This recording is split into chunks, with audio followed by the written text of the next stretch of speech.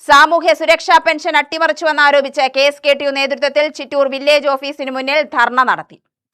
സാമൂഹ്യക്ഷേമ പെൻഷൻ വീടുകളിൽ എത്തിച്ച് വിതരണം ചെയ്യുക, സ്ത്രീ സുരക്ഷാ പെൻഷൻ പുനഃസ്ഥാപിക്കുക തുടങ്ങിയ ആവശ്യങ്ങൾ ഉന്നയിച്ചായിരുന്നു ധർണ. വില്ലേജ് കമ്മിറ്റി നടത്തിയ ധർണാ സമരം CPM area secretary R. Sivaprakash ഉദ്ഘാടനം ചെയ്തു.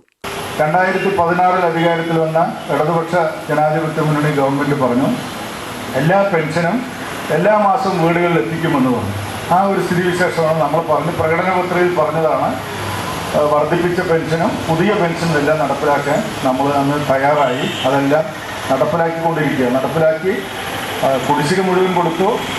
അതാത് മാസം സഹകരണ ബാങ്ക് ജീവനക്കാർ കോവിഡ് പ്രളയം വന്നു, മഹാമാരിയായ കോവിഡ് വന്നു. ഈ ഘട്ടങ്ങളിലെല്ലാം നമുക്ക് സഹകരണ ബാങ്കിലെ ജീവനക്കാർ മുഖേന എല്ലാ മാസവും വീടുകളിൽ പെൻഷൻ എത്തുന്ന ഒരു സ്ഥിതിയുണ്ട്.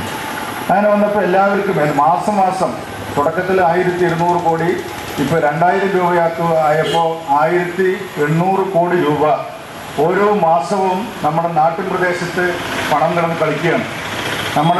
നമ്മുടെ പെൻഷൻ വാങ്ങുന്ന ആളുകളുടെ കയ്യിൽ പണം വന്നാൽ കച്ചവടക്കാരുടെ കയ്യിൽ വരും, റേഷൻ കടയിൽ വരും, ആശുപത്രിയിലേക്ക് മരുന്ന് വാങ്ങാൻ വരും. അങ്ങനെ എല്ലാ രൂപത്തിലും വീട്ടിൽ എല്ലാവർക്കും കാര്യങ്ങൾ നടത്താനുള്ള പണം ഈ അന്നത്തെ ഇടതുപക്ഷ ജനാധിപത്യ മുന്നണി ഗവൺമെൻറ് നടപ്പിലാക്കി.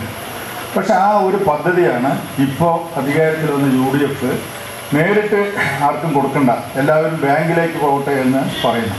അത് പ്രഖ്യാപിച്ചപ്പോൾ മുതൽ തന്നെ വലിയ എതിർപ്പ് കേരളത്തിൽ ആകമാനം ഉയർത്തിക്കൊണ്ടുവരുന്നു. അപ്പോൾ അവരുടെ താല്പര്യം ഞാൻ ആദ്യം സൂചിപ്പിച്ച വൻകിട മുതലാളിമാരാൽ നിയന്ത്രിക്കുന്ന ബാങ്കുകളെ സഹായിക്കാൻ വേണ്ടിയാണ്.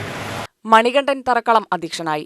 ഏരിയ കമ്മിറ്റി അംഗം Jain Hilarios, local secretary MJ Mathew, councillor Swaminathan എന്നിവർ പ്രസംഗിച്ചു. വില്ലേജ് സെക്രട്ടറി മണികണ്ഠൻ സ്വാഗതവും സ്വാമിനാഥൻ നന്ദിയും പറഞ്ഞു. UTV news, Palakkad.